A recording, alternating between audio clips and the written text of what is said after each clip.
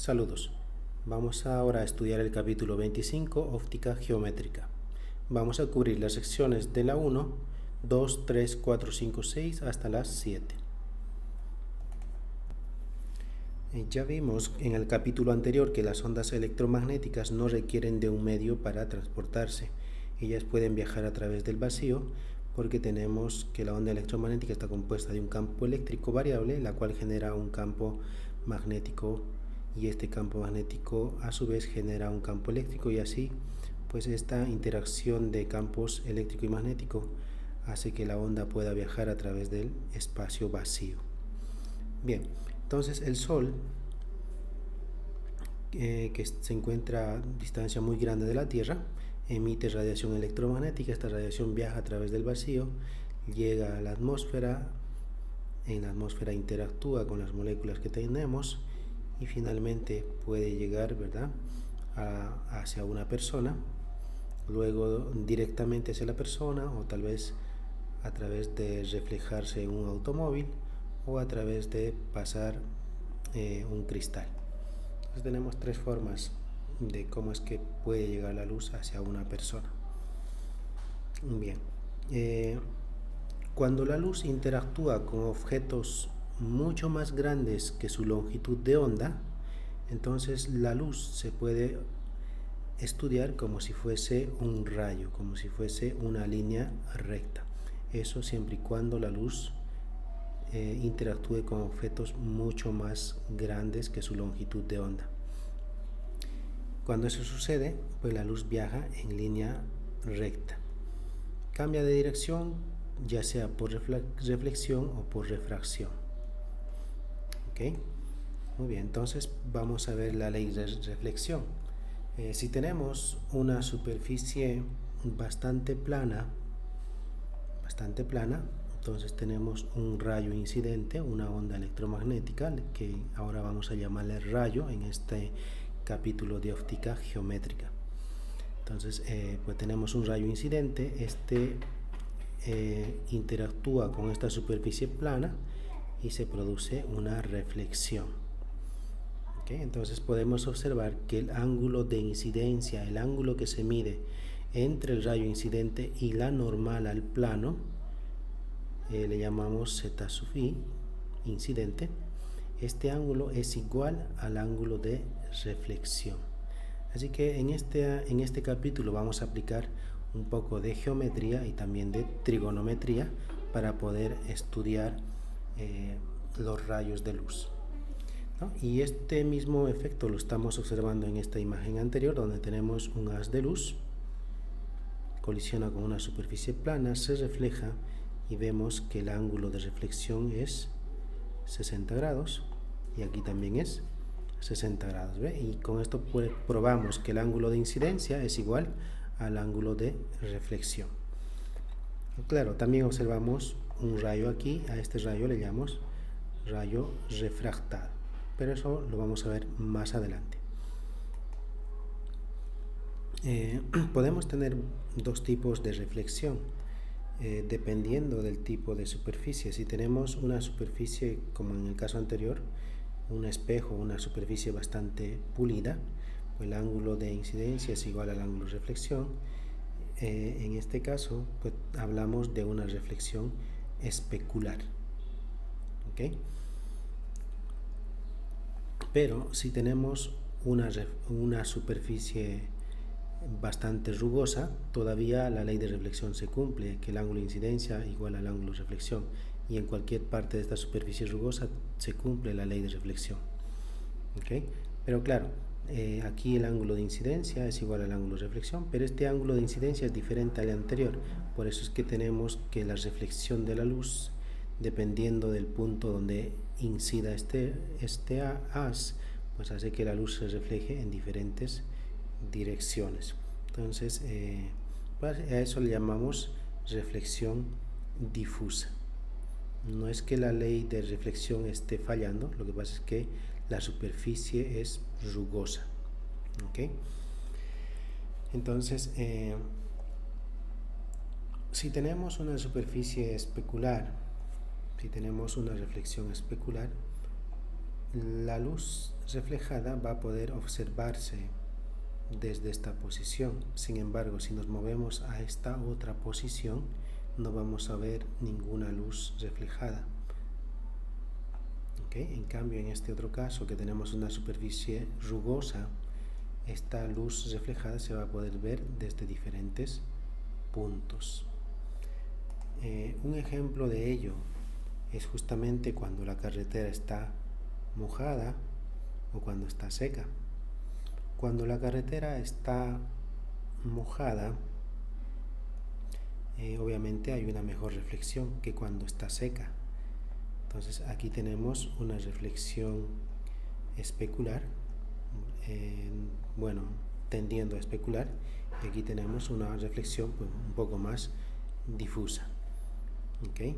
Entonces vamos a responder esta pregunta.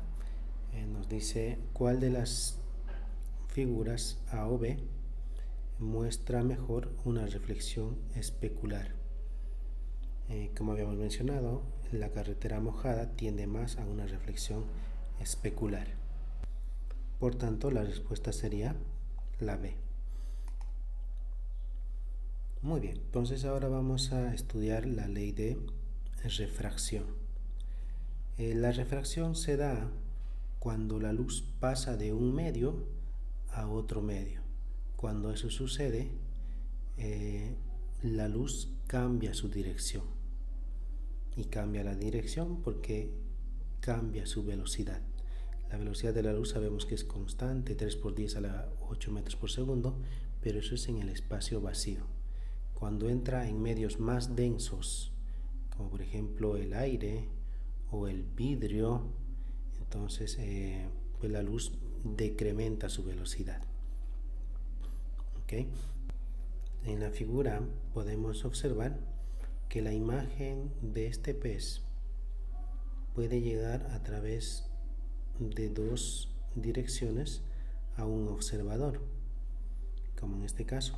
Eso va a producir el efecto de que se va a poder ver el pez como si estuviese ubicado en dos posiciones diferentes. Eso debido a que el haz de luz se está cambiando su dirección, ¿no? Nos da esa impresión. Similarmente, si colocamos un vaso de agua y dentro colocamos una cuchara, aparentemente la cuchara pues se ve como doblada, ¿no? Pero eso se explica a través de la refracción de la luz, debido al cambio de dirección de la luz por el cambio de medio. La figura nos muestra un esquema del experimento de Michelson para determinar la velocidad de la luz.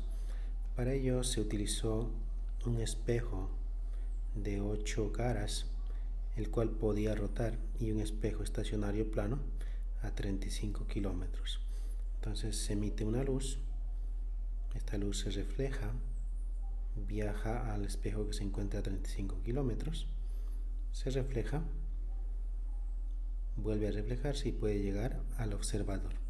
Claro, este viaje va a depender mucho de la velocidad angular de rotación del espejo de 8 caras. Entonces, a través de medir la velocidad y considerando la distancia de ida y vuelta de la luz, pues podemos calcular la velocidad de la luz. En sus épocas, Michelson calculó la velocidad con un 0.04% de diferencia del valor que actualmente utilizamos, ¿no? Y el valor de la luz con exactitud es 2.9972458 por 18 metros por segundo, el cual lo podemos aproximar, y vamos a aproximarlo a 3 por 10 a la 8 metros por segundo en este curso. La velocidad de la luz cambia cuando la luz pasa de un medio a otro medio, y esto debido a que la luz interactúa con los átomos que se encuentran a través de ese medio nuevo.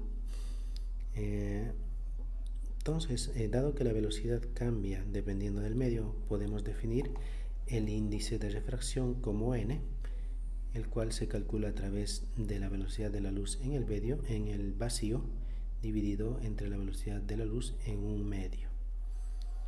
Obviamente, c va a ser siempre mayor que la velocidad de la luz en un medio, así que el valor de n va a ser va a tender a ser siempre mayor que 1. Si observamos el índice de refracción para los gases en la tabla, vemos que estos valores para los gases tienden a 1. Claro, y es lógico, ¿verdad? Porque los gases son menos densos que los sólidos o que los líquidos, así que la interacción entre la luz y estos átomos pues es casi nula, ¿no? En cambio, en los líquidos ya la velocidad decrece significativamente. Por eso es que el índice de refracción ya vale 1.5 o 1.3, y en los sólidos aún más. Por ejemplo, para el diamante el índice de refracción es 2.4. Eso implica que la velocidad en el diamante es menor que la mitad de la velocidad de la luz en el vacío. ¿Okay? En la imagen podemos observar un haz de luz viajando a través del aire.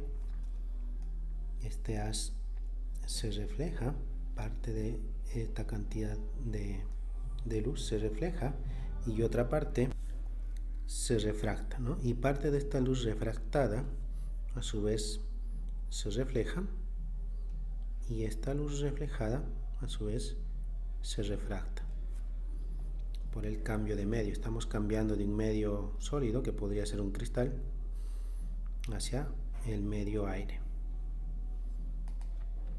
Muy bien, entonces nos están viendo calcular la velocidad de la luz en el circonio, un material usado bastante en la joyería, que imita lo que es el diamante. Así que si queremos calcular la velocidad de la luz, pues vamos a buscar el material aquí, a través del índice de refracción, la velocidad de la luz. Entonces podemos calcular la velocidad de la luz en ese medio. ¿Okay? Entonces ustedes lo calculan.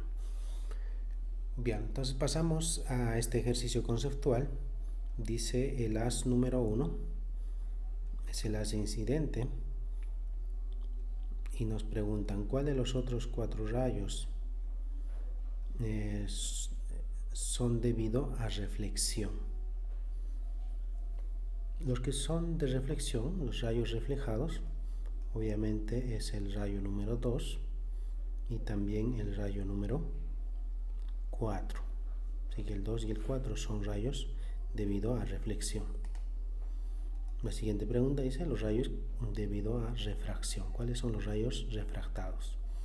Obviamente el refractado es el 3, ¿verdad? Porque se produjo un cambio de dirección debido al cambio de medio.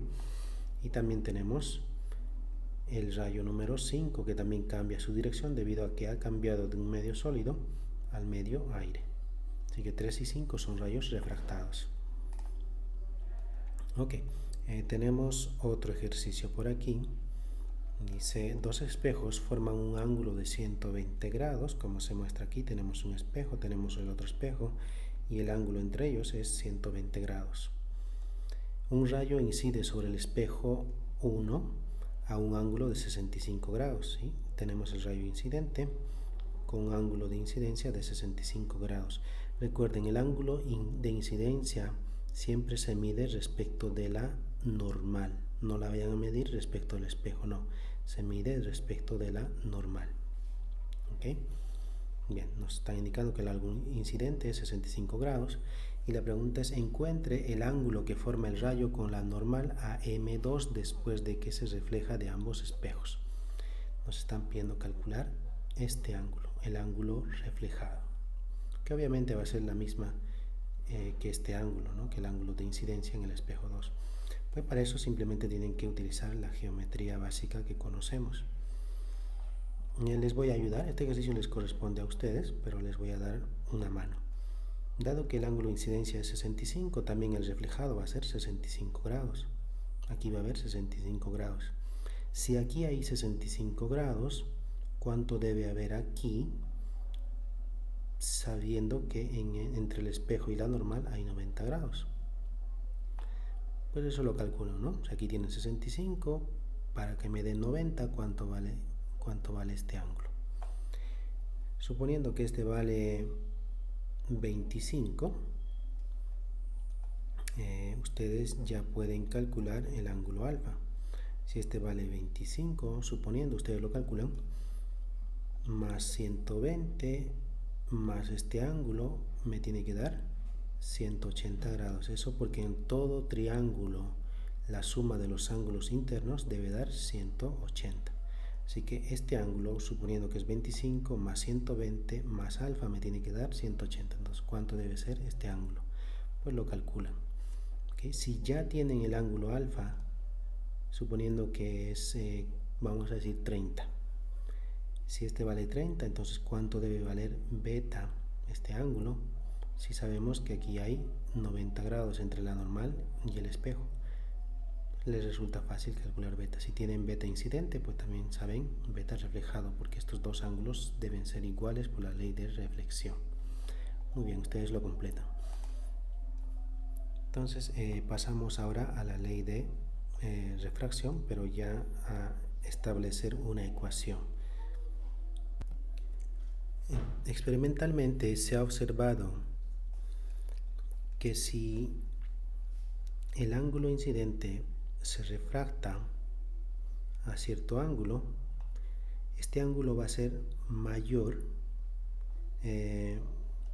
o mejor dicho, este haz refractado va a tender más a doblarse hacia la normal si su velocidad en este nuevo medio ha cambiado significativamente. ¿Qué pasa si ambos medios son iguales? Si este medio es aire y este también es aire. Obviamente, como ambos medios son el mismo, no va a haber cambio de velocidad, por tanto el rayo no se va a doblar. El rayo se dobla porque su velocidad reduce. ¿Ok? El rayo se dobla hacia la normal porque la velocidad del haz en este medio reduce. ¿Ok? Se acerca hacia la normal. En cambio, si el rayo pasa de un medio vidrio al medio aire, el rayo refractado se aleja. ¿Por qué se aleja? Porque aquí la velocidad es mayor. Así que hemos pasado de un medio de menor velocidad a uno de mayor velocidad. En ese caso el rayo se aleja de la normal. Así que entonces podemos establecer esta razón entre los ángulos y las velocidades. ¿Okay? De ese hecho de observar que a mayor cambio de velocidad, menor ángulo de refracción, y viceversa, incremento de velocidad, mayor ángulo de refracción. Entonces, dejándonos llevar por esta observación experimental, pues podemos establecer esta razón para los ángulos y las velocidades. Entonces, de aquí podemos despejar, ¿verdad? Podemos pasar el seno de Z1 a este lado y la velocidad a este lado, y tenemos esta ecuación. ¿Ok? Muy bien. Ok. Observando esta imagen, aquí tenemos un medio 1 y tenemos un medio 2. ¿Ok? Acabamos de mencionar que si la luz pasa de un medio a otro medio, la luz cambia su velocidad. Si la luz incrementa su velocidad al pasar al otro medio, si incrementa su velocidad, se aleja de la normal. Si reduce su velocidad al pasar a este medio, se acerca hacia la normal. Eso es lo que vimos en estas imágenes. Si esta luz pasa a un medio donde decrementa su velocidad, el haz se dobla hacia la normal. En cambio, si pasa a un medio donde su velocidad incrementa, el haz se aleja de la normal. Así que estamos observando un cambio de velocidad, ¿okay? Dependiendo de cómo es que pasa de un medio a otro medio. ¿Okay? Entonces aquí en esta imagen vemos que la velocidad aquí es mayor en el medio 1, en el medio 2 es menor. Claro, no se observa un cambio en la dirección del haz porque el haz está entrando perpendicular a la interfase de los medios. En cambio aquí no hay aquí este rayo no está entrando de forma perpendicular. Si lo hiciera de forma perpendicular no se notaría el cambio de dirección, de hecho no habría cambio de dirección. ¿Okay? Muy bien, ¿qué otra cosa ocurre en esta interfaz? También estamos observando que la longitud de onda, ¿sí? Si medimos aquí la longitud de onda, es bastante grande comparado con esta longitud de onda. Así que cuando hay un cambio de medio, también la longitud de onda va a cambiar. Y eso lo estamos observando en estas ecuaciones. Ya mismo entramos en ese detalle. Lo que no cambia de la ecuación de onda de los tres parámetros, velocidad, frecuencia, longitud de onda, de estas tres variables, lo que no cambia es la frecuencia. La velocidad cambia, ¿sí?, al cambiar de medio, y también cambia la longitud de onda, pero la frecuencia permanece igual. ¿Qué pasaría si la frecuencia cambiara al pasar de un medio a otro medio? Si la frecuencia cambia, entonces el color de la luz va a cambiar. Es decir, si ustedes inciden a vamos a suponer que esto es vidrio y esto es agua. Si ustedes inciden con un puntero láser al vidrio, vamos a decir que el color es rojo. Si cambia de frecuencia, esperaríamos que la luz aquí ya no sea roja, probablemente verde o azul. Y eso no es lo que se observa experimentalmente. Si se incide con un haz rojo, el haz rojo mantiene su color. Eso debido a que la frecuencia no está cambiando. Lo que cambia, repito, es la velocidad y también la longitud de onda. ¿Okay? Entonces podemos escribir las ecuaciones de onda para ambos medios, y eso es lo que tenemos aquí. Velocidad igual a la frecuencia por la longitud de onda en el medio 1, velocidad 1. Lo mismo hacemos para la velocidad en el medio 2. Luego vamos a dividir velocidad 1 entre la velocidad 2. Así que vamos a pasar esto a dividir, y este también dividiría a este, y llegamos a esta ecuación, ¿no? Tendríamos velocidad 1 dividido entre velocidad 2, eso es lo que tenemos aquí. Ahora, al dividir este entre este, pues las frecuencias, como son iguales, dado que no cambia, se cancelan y nos quedaría lambda 1 sobre lambda 2, lo que tenemos aquí. ¿Okay? Por otro lado, tenemos una relación para el índice de refracción entre la velocidad de la luz del vacío y la velocidad en un medio. ¿Sí? Esta ecuación la tenemos atrás, ¿no? Índice de refracción, la definición de índice de refracción. De ahí se ha despejado para velocidad. Entonces, en lugar de escribir velocidad aquí y en el denominador también, vamos a escribir C sobre N. Entonces, como es velocidad 1, sería N1. ¿Okay? Eso es lo que estamos escribiendo en esta parte. Aquí tenemos lambda 1, lambda 2, lambda 1, lambda 2, y en lugar de velocidad 1, ya tenemos C sobre N1. Para velocidad 2 tenemos C sobre N2. Estamos utilizando esta fórmula. De aquí podemos simplificar las velocidades de la luz en el vacío, y este 2, dado que está en el denominador del denominador, pasa al numerador, y este pasa al denominador, y tenemos este, ¿no? Esto por las propiedades de fracciones, y llegamos a esta solución. Muy bien, de aquí podemos pasar N1 a multiplicar a lambda 1, lambda 2 puede pasar a multiplicar a N2, y esto es lo que obtenemos. Okay. Suponiendo que N1 es el espacio vacío, entonces tendríamos que lambda 1 igual a lambda 2 por N2.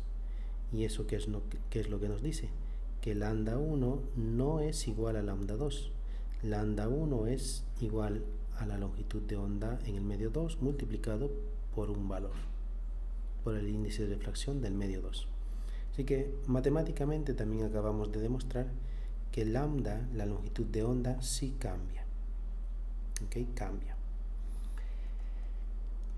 Es fácil de recordar esta en los cambios en las velocidades. Vean, estamos pasando de un medio donde el índice de refracción es alto, es 1, ¿sí? Índice de refracción 1, velocidad bastante grande, longitud de onda grande. Cuando pasamos a un medio de índice de refracción mayor, más denso, tenemos que la velocidad decrementa y también la longitud de onda decrementa. ¿Okay? Si la velocidad decrementa, también la longitud de onda decrementa. Lo que se mantiene constante, repito, son las frecuencias. La frecuencia no cambia, sino el color de la luz cambiaría. Y eso no es lo que sucede cuando hacemos un experimento de este tipo. ¿Ok? Muy bien. Entonces, dado que hemos demostrado que la longitud de onda cambia, entonces podemos establecer la ecuación, la ley de Snell. ¿Ok? La ecuación de la ley de reflexión. Entonces, vamos a volver a esta ecuación que habíamos obtenido a través de observar estas dos imágenes. Entonces, aquí en lugar de escribir velocidad 2 y aquí velocidad 1, lo que hacemos es, en lugar de escribir velocidad 1 y velocidad 2, escribimos c sobre n. Así que si fuera velocidad 1, sería n1, si fuera velocidad 2, n2, pero en el denominador. ¿Ok? Entonces vamos a utilizar esta fórmula del índice de refracción en nuestra ecuación aquí. Así que tendríamos aquí c sobre n2, c sobre n1. Estos n's que están en el denominador pasamos a este lado, así que tendríamos n1 seno de z1, y el n2 que tenemos en el denominador aquí pasamos al otro lado y quedaría n2 por seno. Y esta es la ecuación que se obtiene, ¿no? Y esta se conoce como la ley de Snell, donde n1 es el índice de refracción en el medio 1, z1 es el ángulo de incidencia, n2 es el índice de refracción en el medio 2 y z2 es el ángulo de refracción. Este es z1, ángulo de incidencia, y z2 el ángulo de refracción, no de reflexión, ¿ok? Reflexión está por aquí. La reflexión tiene un ángulo igual al de incidencia. La refracción es la que cambia. ¿Ok? Entonces aquí tenemos la ecuación de Snell. Ok, pues tenemos algunos ejercicios para ustedes, los resuelven. Cualquier duda me dejan saber para ayudarles, pero traten de resolverlo por ustedes mismos. Si no pueden, yo les ayudo. Bien, entonces vamos a responder este ejercicio conceptual. Dice, tenemos un material cuyo índice de refracción incrementa continuamente de arriba hacia abajo. ¿Ok? Entonces, aquí en la parte superior, el índice de refracción es menor. Y a medida que vamos bajando, el material se hace mucho más denso, por tanto, su índice de refracción va incrementando. ¿Okay? Nos están indicando que el índice de refracción incrementa a medida que vamos hacia abajo. De los tres caminos mostrados en estas figuras, ¿cuál de los caminos es el correcto? Bueno, acabamos de mencionar en esta imagen que si el material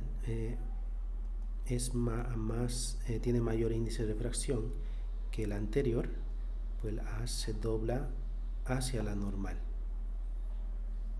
¿Ok?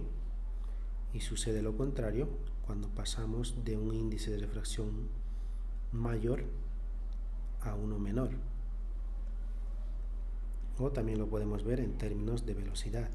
Si reducimos la velocidad, entonces el haz se dobla hacia la normal. Si incrementa la velocidad, el haz se aleja de la normal. ¿Ok? Entonces, pero nuestra pregunta está más dirigida al índice de refracción.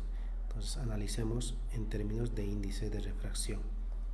Entonces aquí el índice de refracción es menor y aquí el índice de refracción es mayor. Entonces al pasar de un índice menor a un índice de refracción mayor, el haz se dobla hacia la normal y viceversa. Entonces eso es lo que nos están indicando en la pregunta conceptual. Estamos pasando de un medio de menor índice, a uno de mayor índice, y el índice de refracción está incrementando en este material.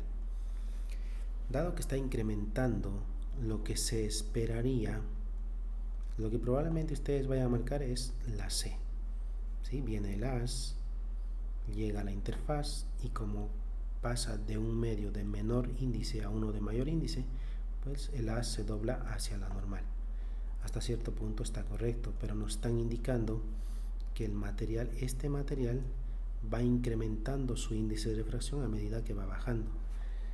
Para que les quede más claro, vamos a suponer que tenemos varias capas de diferentes materiales, pero cada vez que bajamos tenemos mayor índice de refracción. Entonces, cuando pasamos del aire a la primera capa, se dobla hacia la normal. Cuando pasamos de la primera capa a la segunda capa, también se tiene que doblar más hacia la normal porque el índice está incrementando. Hacia la tercera capa se tiene que doblar más y así sucesivamente, ¿ve? Y eso es lo que estamos observando en esta figura. A medida que vamos bajando, el haz se va doblando cada vez más hacia la normal. Así que la respuesta correcta es la B. Ok.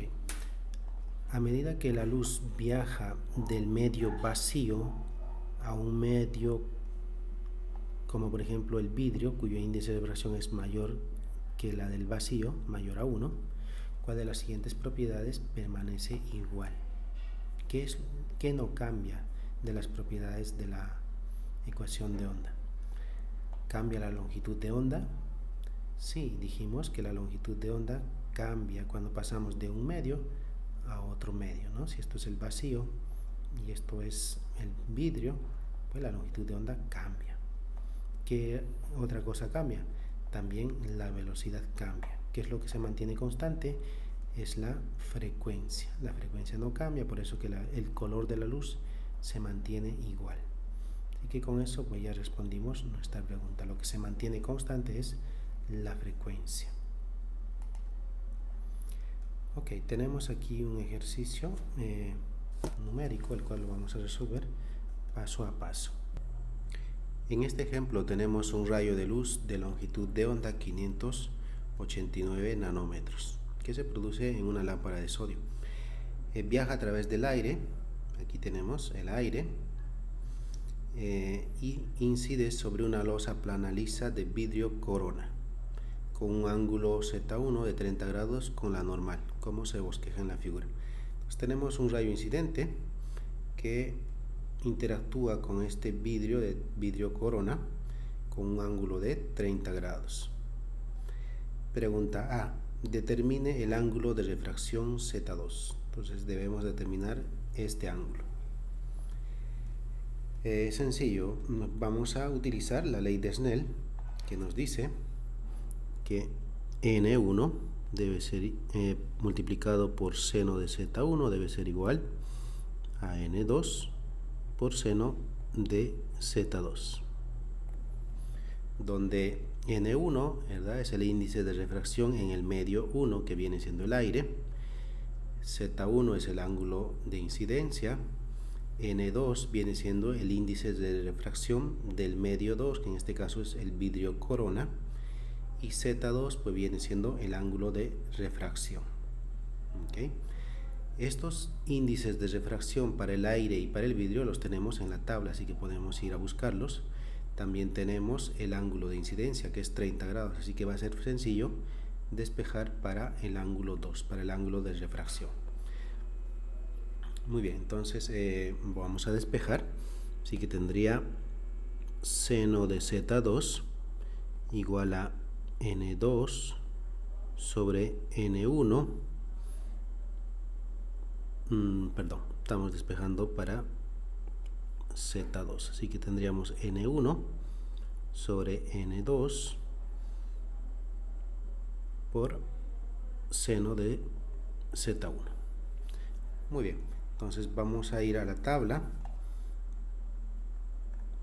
donde están los índices de refracción y aquí tenemos, ¿no? Tenemos para el aire, que es 1.00. Para el aire vamos a considerar el medio que tiene un índice de refracción de 1, lo vamos a aproximar a 1 porque tiene 3 ceros. Y tenemos el vidrio corona, cuyo índice de refracción es 1.52. Ok, entonces vamos a reemplazar datos.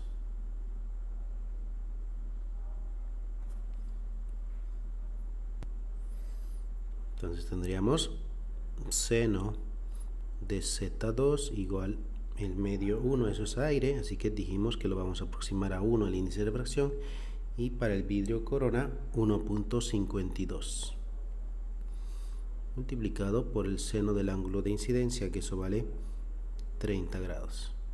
Así que realizando esa operación, eso resulta 0.329. Si queremos el ángulo, aplicamos el seno inverso, y al aplicar el seno inverso de 0.329, eso resulta 19.2 grados. Okay, esto vino del seno inverso de 0.329. Algunas calculadoras lo tienen de esta forma, como seno a la menos 1, algunos lo tienen como arcoseno.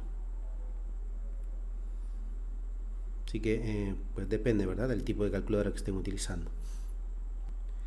Para la parte B nos piden a qué ángulo Z3, aquí tenemos el Z3, a qué ángulo Z3 el rayo deja el vidrio al entrar de nuevo en el aire. Entonces nos están pidiendo calcular el ángulo de refracción al salir del vidrio y entrar en el aire. Entonces nuevamente aplicamos la ley de Snell, pero ahora utilizando el medio 2 con el medio 3. Así que tendríamos N2 seno de Z2 igual a N3 seno de Z3. Ok, donde nuevamente el punto 2, el índice 2 y el ángulo 2 hacen referencia al medio 2, al vidrio corona.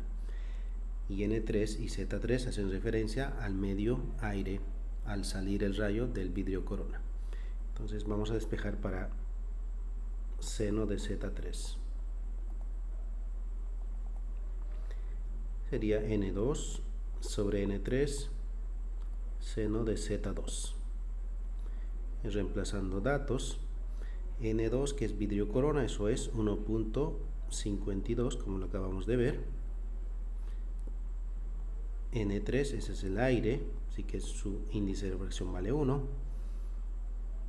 Y seno de Z2. ¿Cuánto vale Z2? Lo acabamos de calcular, 19.2. ¿Verdad? Estamos de acuerdo en ese ángulo. Le estoy poniendo 19.2 porque aquí lo que debería de escribir es el seno de Z2, pero ese Z2 debe ser el ángulo de incidencia y no el ángulo refractado que acabamos de calcular. Pero resulta en este caso que si yo trazo la normal en el punto de interfase vidrio-aire, este ángulo es lo mismo que el ángulo Z2. Entonces por esa razón es que estoy escribiendo 19.2, porque en la ley de Snell considera el ángulo de incidencia y el ángulo de refracción. ¿Okay? Entonces haciendo ese cálculo resulta 0.5. Aplicando el seno inverso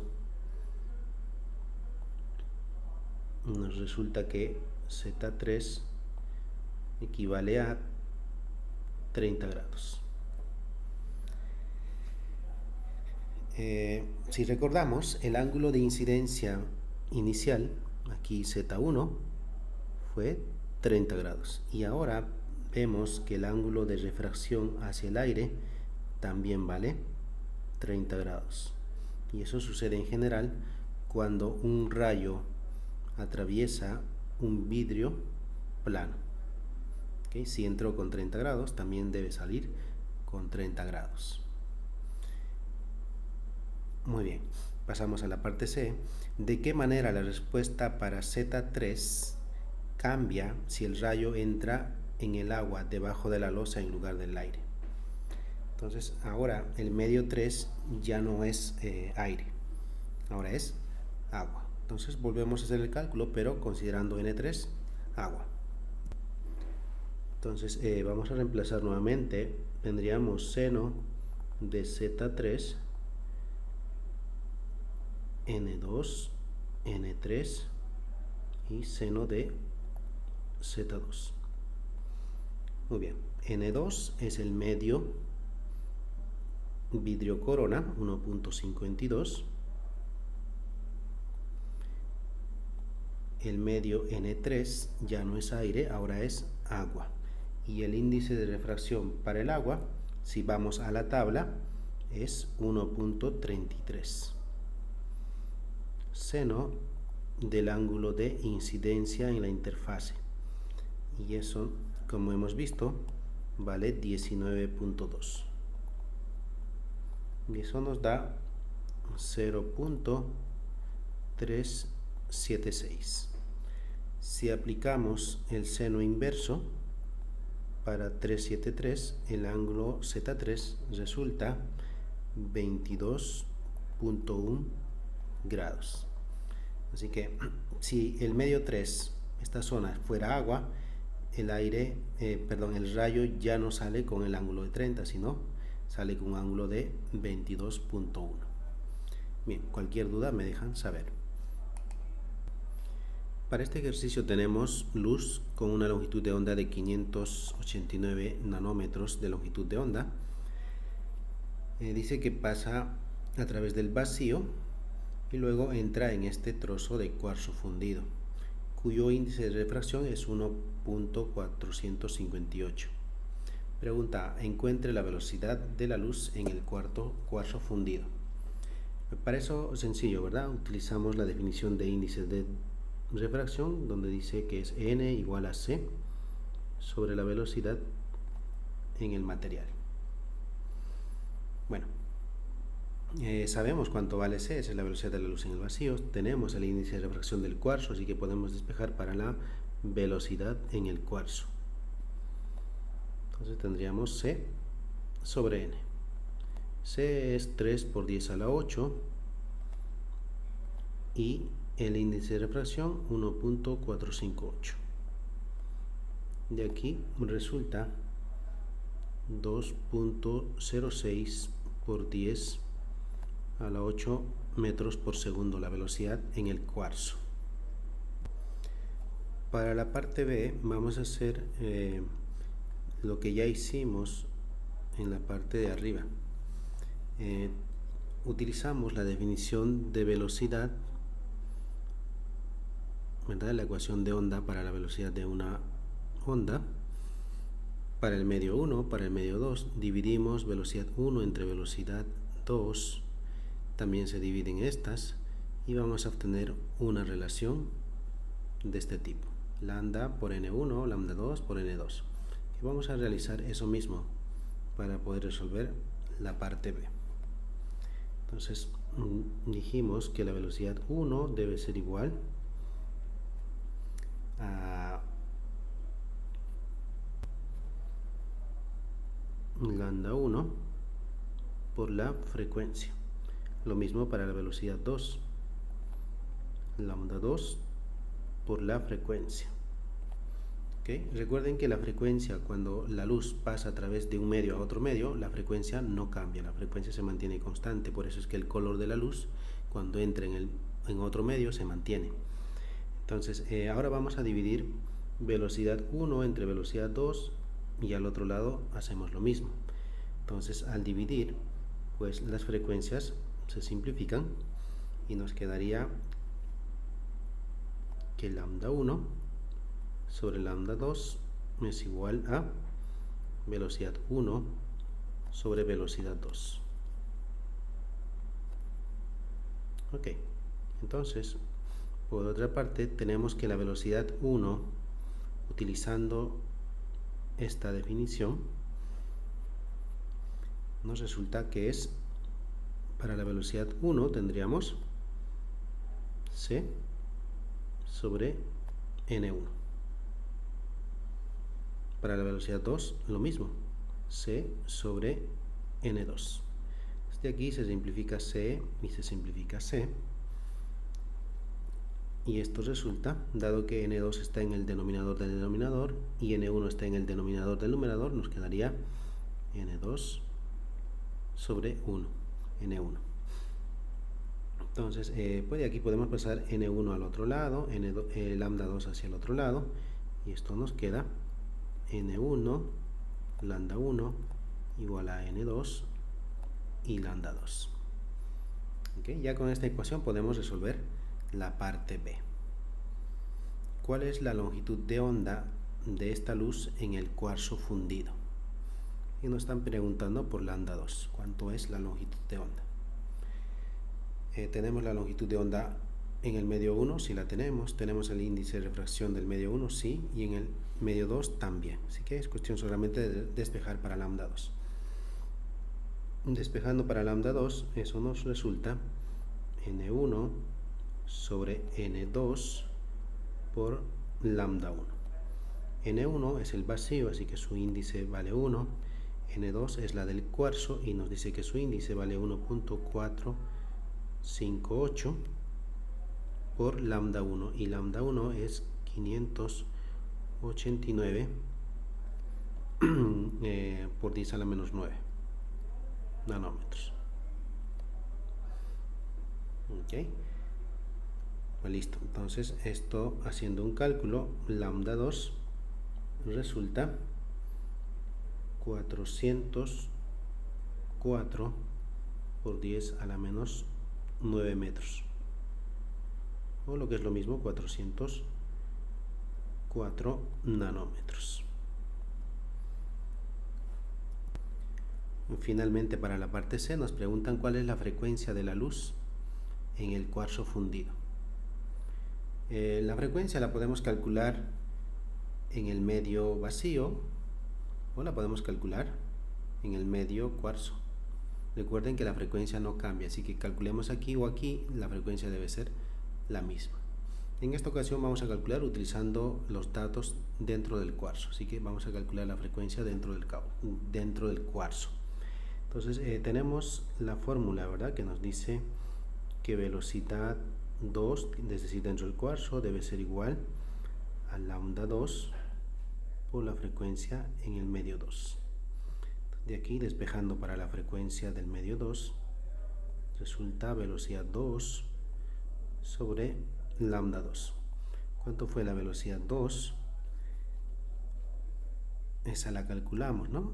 2.06 por 10 a la 8.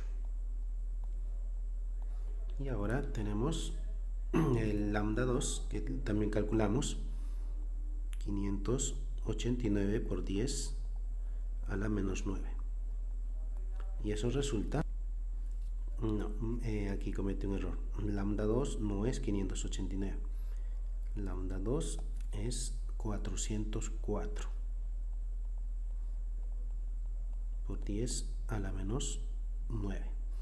Y ahora sí, eso resulta en una frecuencia de 5.09 por 10 a la 14 Hz. Ahora sí. Entonces, solamente una observación. Hemos calculado la frecuencia en el medio 2 utilizando los datos del medio 2. Podemos calcular también la frecuencia en el medio 1, que va a ser igual a la frecuencia en el medio 2, pero utilizando los datos del medio 1. ¿Okay? Así que por cualquier camino pueden calcular la frecuencia. La frecuencia es la misma para ambos medios. Bien, pasamos a la sección 25.4, reflexión interna total. Bien, vamos a explicar eso utilizando la figura A. Si nosotros incidimos este rayo con un ángulo de sería 0 grados, ¿verdad? Respecto de la normal, el ángulo de incidencia es 0 grados y el ángulo de refracción también es 0 grados. Si ambos están sobre la línea normal. Pero si nosotros cambiamos el ángulo de incidencia, ¿sí? Aquí tendríamos otra normal, así que este sería nuestro ángulo de incidencia. Recuerden que el ángulo de incidencia siempre se mide respecto de la normal. ¿Okay? En este caso fue 0. Aquí tenemos un ángulo diferente de 0. Entonces observamos el haz incidente, parte de este rayo, parte se refleja y parte se refracta. ¿Okay? Vamos a incrementar un poco más el ángulo de incidencia, así que tenemos este otro rayo. Claro, podemos dibujar la normal también ahí.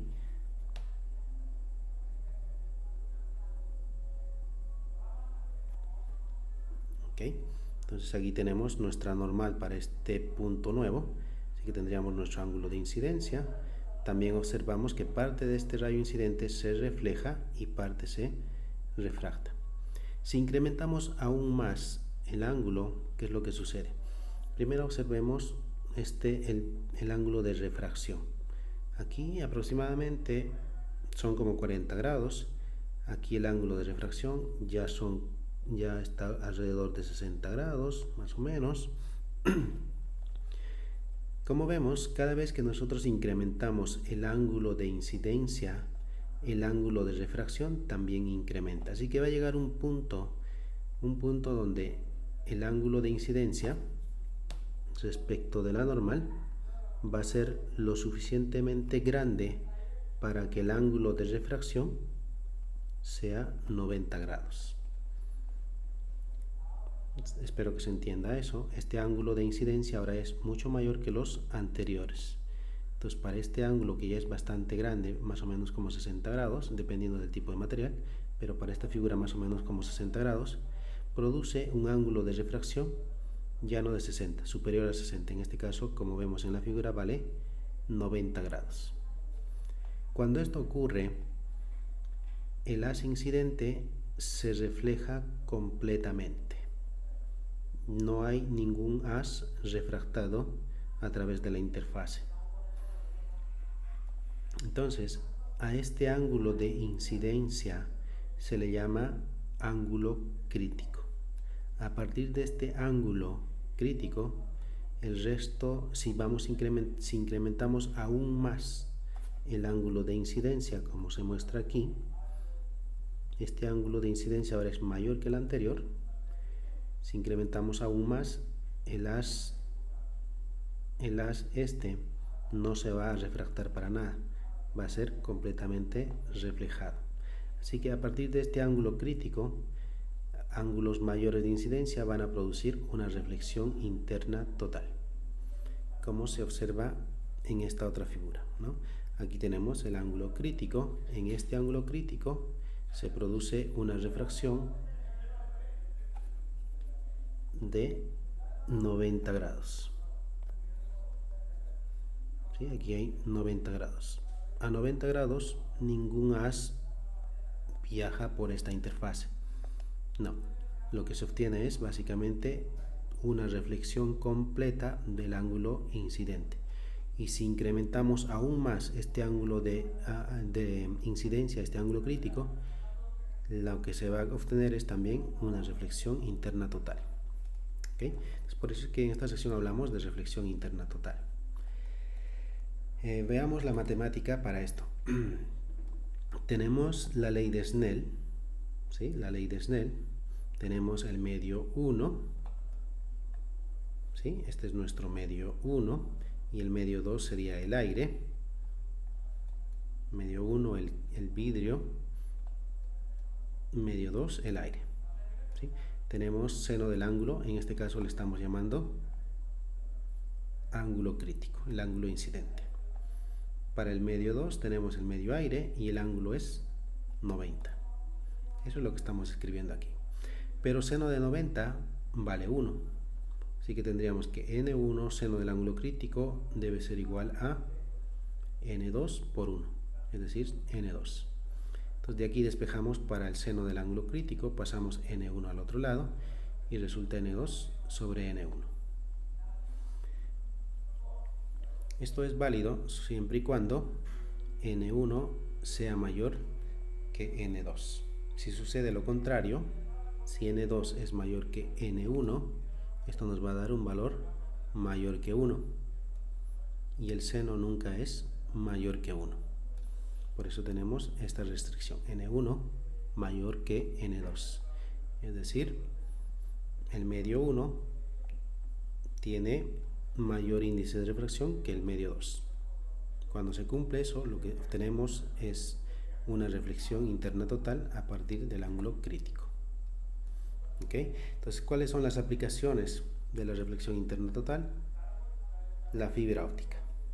¿Sí? Muchos de nosotros recibimos internet a través de fibra óptica. Es mejor porque pues la señal viaja a la velocidad de la luz a través de esta fibra óptica, donde el ángulo de incidencia es superior al ángulo crítico, por tanto lo que se obtiene es básicamente una reflexión interna total. Nada de este rayo se refracta hacia afuera. ¿Okay? Y claro, esta fibra óptica tiene muchas aplicaciones, como para las endoscopías y otras aplicaciones médicas.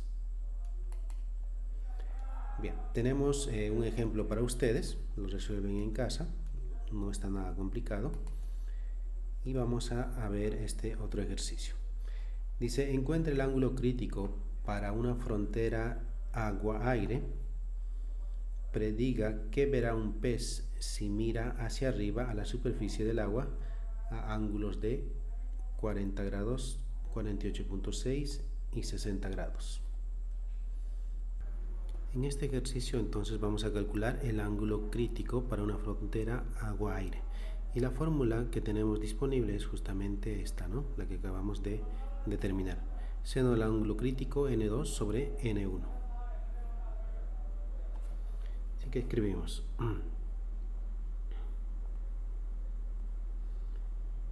seno del ángulo crítico es igual a N2 sobre N1. Donde N1, si vamos a la imagen anterior, este es N1 y N2, el aire. Así que este sería nuestro medio 1 y aquí tenemos el medio 2. Aquí es que vamos a tener el ángulo de refracción. Sería Z1 y este sería Z2. Muy bien. Entonces, pues nada, es cuestión simplemente de reemplazar los datos. Y tenemos para N2, eso es aire, así que vamos a aproximarlo a 1. N1, eso es agua, y eso tiene un valor 1.33, y eso nos da 0.75. Aplicando el seno inverso, tenemos que el ángulo crítico resulta 48.6 grados. ¿Okay? Este es el ángulo crítico, el ángulo mínimo para que ocurra reflexión interna total. Eso lo vimos en este ejemplo, ¿no? Si logramos incidir un haz con un ángulo crítico, lo que se obtiene es básicamente reflexión interna total. Aquí no se refleja nada, no se refracta nada, lo que se consigue es una reflexión interna total. Ese es el ángulo mínimo. Entonces podemos ya responder la pregunta: ¿qué es lo que va a ver el pez si mira a 40 grados, a 48.6 y a 60? Bueno, si el pez mira a 40 grados, si Z1 vale 40 grados, está todavía por debajo del ángulo crítico. Así que lo que el pez va a ver es el exterior del agua. Si aquí hay una palmera, pues va a ver la imagen de una palmera. ¿Okay? Va a ver hacia afuera a un ángulo de 40 grados. Ve una imagen exterior al agua. Si mira a 48.6, dado que este es el ángulo crítico, el ángulo mínimo para que se produzca reflexión interna total, entonces lo que va a ver es una imagen del interior del agua. Imagen interior. Si mira a 60, también se va a producir con mayor razón una reflexión interna total. Así que también lo que va a ver es una imagen dentro del agua. ¿Okay? Esa sería la respuesta para esta pregunta. Bien, pasamos a la sección de dispersión. ¿Cuándo es que ocurre la dispersión? La dispersión se define como la separación de la luz blanca en sus diferentes colores o longitudes de onda. Por ejemplo, aquí tenemos un prisma sobre el cual se está incidiendo luz blanca. Pues esta luz blanca está compuesta de todos los colores del espectro visible. Entonces, por eso es que aquí obtenemos la dispersión, ¿no? Estamos separando los colores que contiene la luz blanca en sus diferentes longitudes de onda. Más técnicamente, la dispersión ocurre debido al cambio de dirección de las ondas electromagnéticas en dependencia con su longitud de onda. Entonces vamos a ver en mayor detalle esto de la dispersión utilizando esta tablita que tenemos aquí. Bien, nosotros habíamos visto los índices de refracción atrás para una sola longitud de onda. Vamos a ir atrás a la tabla que contiene los índices de refracción. Muy bien. ¿Sí? Para el aire tenemos 1, para el agua, aquí el agua 1.33, para el diamante 2.419. Estos índices de refracción aquí no aparece, están dados para una longitud de onda específica. Por eso es que en esta nueva tabla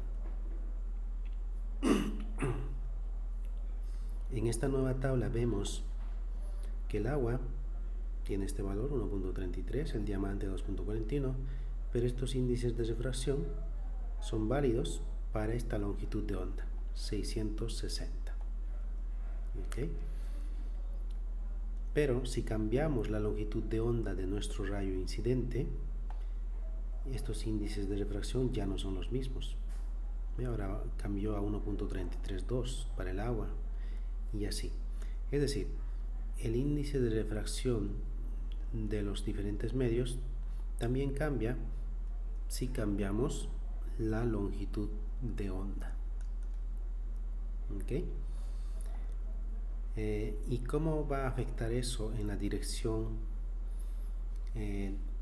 del rayo refractado? Pues dijimos que si pasamos de un medio de índice de refracción menor a uno mayor, lo que ocurre es que el haz se dobla hacia la normal. Y si incrementamos aún más ese índice de refracción debido a la longitud de onda, pues el rayo se va a doblar mucho más hacia la normal. Yo espero que me estén entendiendo. Si tienen alguna duda me dejan saber. Miren aquí. Tenemos luz blanca. ¿Okay? Mejor veamos aquí. Esta luz blanca cambia la dirección, ¿verdad? Debido a que estamos pasando del aire, estamos pasando a vidrio y de vidrio pasamos a aire nuevamente. Pero ¿qué es lo que ocurre aquí dentro? La luz blanca tiene todos los colores. Entonces voy a dibujar la normal. De hecho aquí tenemos la normal. ¿Sí? Aquí tenemos la normal. debido a que pasamos de un medio de menor índice de refracción a otro de mayor índice de refracción, pues el rayo se dobla hacia la normal, ¿sí? Eso es lo que sabemos hasta ahora. Pero ¿qué pasa si el índice de refracción es mayor? Lo que va a resultar es que este rayo se va a doblar más hacia la normal. Eso es lo que ocurre aquí en los diferentes colores. Entonces, ¿cuál de estos colores se doblaría más? Pues va a ser el que tenga mayor índice de refracción. ¿Okay? Entonces vamos a ver cuánto es el índice de refracción para el violeta y vamos a ver el índice de refracción para el rojo. Okay. Para el color rojo, comparemos aquí en vidrio, suponiendo que nuestro prisma está hecho de vidrio. El índice de refracción para el rojo es 1.66, pero para el violeta es 1.69. Eso implica que dado que el violeta tiene mayor índice de refracción, se va a doblar más. Y eso es lo que estamos observando en esta imagen. El rojo tiene menor índice de refracción que el violeta, así que se dobla sí, pero no tanto como el violeta. Y cuando sale, pues ocurre básicamente lo mismo. Por eso es que la luz blanca, luego de pasar a través de un prisma, se separa. La luz se separa en sus diferentes colores porque el violeta se dobla más que el rojo, y así para todos los colores, ¿no? Y a eso le llamamos dispersión, el hecho de separar los componentes de la luz blanca en sus diferentes colores. Esto debido a que la desviación depende de las longitudes de onda, y eso depende pues del índice de refracción para los diferentes colores. Bueno, este fenómeno de dispersión ocurre justamente en la lluvia. Las gotitas de agua actúan como un prisma, ¿sí? Pues aquí tenemos la luz que proviene del sol. Debido a que es luz blanca, contiene los diferentes colores, así que el violeta se dobla más hacia la normal que el rojo. Entonces aquí ya se está produciendo la dispersión. En el interior de la gota tenemos una reflexión, y al salir de la gota tenemos nuevamente la refracción, donde la separación se hace aún más significativa. Entonces es así como es que se forma el arco iris, ¿no? Y nos da justamente pues, los diferentes colores debido a que la luz proveniente del sol se está dispersando. ¿Okay? Tal vez muchos se pregunten, ¿y por qué el arco iris tiene la forma de semicírculo? Eso es debido al ángulo sólido. Esta es una especie de cono. El observador, los ojos del observador lo que hacen es forman una especie de cono. ¿Okay? Entonces la dispersión se da a la misma distancia. Si medimos la misma distancia para el observador al arco iris, pues lo que se obtiene es básicamente un cono. Claro, no vemos el círculo completo del arco iris porque pues aquí tenemos la superficie de la Tierra. Vemos una partecita del cono. ¿Okay? Y aquí pues tenemos una imagen real, ¿no? De un arco iris. Muy bien, entonces vamos a resolver este ejercicio. Bien, en este ejercicio tenemos un haz de luz incidente sobre este prisma que es de vidrio, y nos están indicando que el ángulo de incidencia es de 30 grados. El índice de refracción para este vidrio en particular, para la luz violeta, es de 1.8. Así que estamos utilizando luz violeta, es una luz violeta, y el índice de refracción para este vidrio es 1.8. Nos están viendo calcular Z2, el ángulo de refracción en la interfaz aire-vidrio. Este ángulo, el ángulo de refracción. Así que para eso obviamente tenemos la ley de Snell, ¿no? Entonces vamos a utilizar la ley de Snell, que nos dice que N1 seno de Z1 debe ser igual a N2 y el seno de Z2. Estamos trabajando el medio 1 y el medio 2. Muy bien, N1 pues obviamente eso es 1 porque es el aire, seno de 30 grados. N2 nos indican que es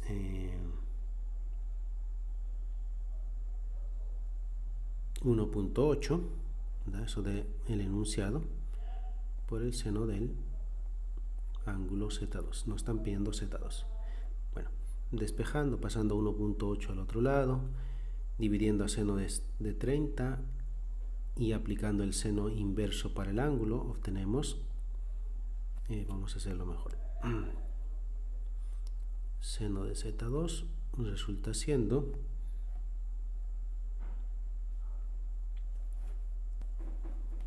todo esto vale 1 por 0.5, así que tendríamos 0.5 dividido entre 1.8. A eso le sacamos el seno inverso y el ángulo resulta 16.1 grados. Bien, en la parte B nos piden calcular el ángulo Φ2, el ángulo de incidencia en la interfaz vidrio-aire. Este ángulo, Φ2. Muy bien, el que nosotros acabamos de calcular es este, Z2. ¿Sí? Recuerden que Z2 es el ángulo de refracción, el ángulo entre el haz refractado y la normal. Este es el ángulo que acabamos de calcular. ¿Okay? Y Z1 nos dijeron que valía 30. Muy bien, pues para buscar Φ2 vamos a utilizar estas diferentes variables para poder calcular Φ2. Muy bien, si Z1 vale 30, entonces este ángulo, la normal con las líneas entrecortadas, también debe valer 30. Pero aquí ya sabemos que Z2 vale 16.1. Entonces, si este vale 16.1, ¿cuánto le falta para llegar a los 30? Pues le falta 13.9. Así que beta entonces vale 13.9. Así que si sumamos 13.9 más Z2 16.1 nos da los 30. ¿Okay? Entonces ya tenemos 13.9. Y lo que observamos aquí son dos rectas paralelas, ¿no? Estas líneas entrecortadas son paralelas. Bien, si son paralelas y tenemos una tercera recta secante, por geometría sabemos que el ángulo beta tiene que ser igual al ángulo Φ2. Así que ya sabemos cuánto vale Φ2, 13.9. Muy bien. Bien, parte C. El ángulo Φ1. Nos están pidiendo Φ1. El ángulo de refracción cuando la luz violeta sale del prisma. Este ángulo, cuando el rayo sale del prisma. Entonces otra vez aplicamos la ley de Snell. Tendríamos, voy a volver a escribir, en este caso sería N2, el medio 2, seno de el ángulo de incidencia, en este caso es, en la interfaz el ángulo de incidencia es Φ2, seno de Φ2 igual a N3, seno de el ángulo de refracción es Φ1. Muy bien, entonces vamos a calcular Φ1, ¿verdad? Vamos a despejar para Φ1, así que vamos a pasar N3, tendríamos N2 sobre N3 por el seno de Φ2 igual a seno de Φ1. Reemplazando datos, N2, ¿cuánto era el valor de N2? 1.8 dividido entre N3. N3 es aquí afuera, eso es aire, así que eso también vale 1. Tenemos seno de Φ2 y Φ2 vale 13.9. Ok, seno de Φ1. Entonces hacen el cálculo, invierten, ¿verdad? Seno inverso o arcoseno, y eso nos va a dar un valor de 25.6 grados. Listo, ya tenemos entonces el ángulo Φ1, el ángulo de refracción. Finalmente, para la parte D nos piden calcular el valor delta de Y, la cantidad que se desplaza verticalmente la luz violeta.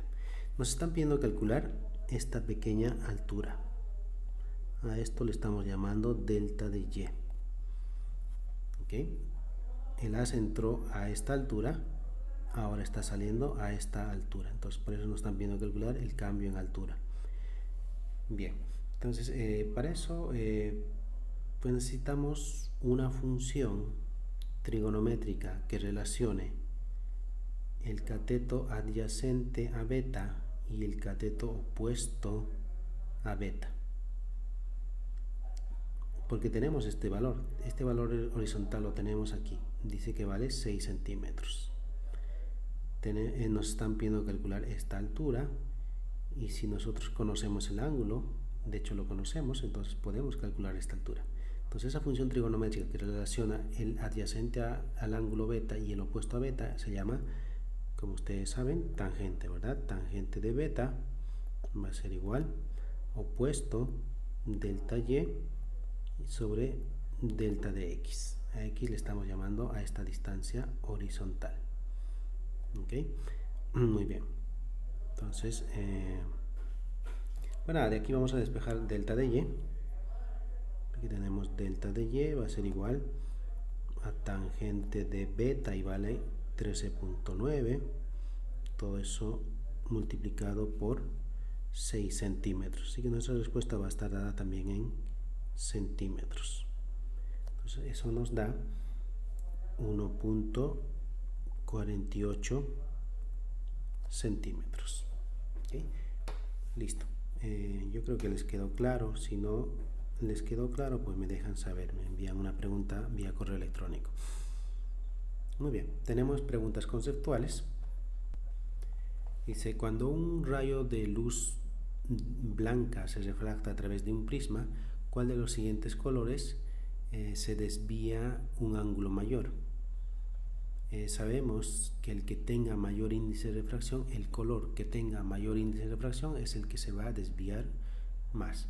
Entonces en este caso vimos que el violeta tenía un índice de refracción mayor. Bien, entonces esta segunda pregunta se los dejo para ustedes, verifican si esta respuesta es correcta o no, y tenemos otra pregunta conceptual también para ustedes. Después, la próxima clase vamos a trabajar la sección 25.6 que trata de la formación de imágenes en lentes y espejos. Bien, hasta la próxima.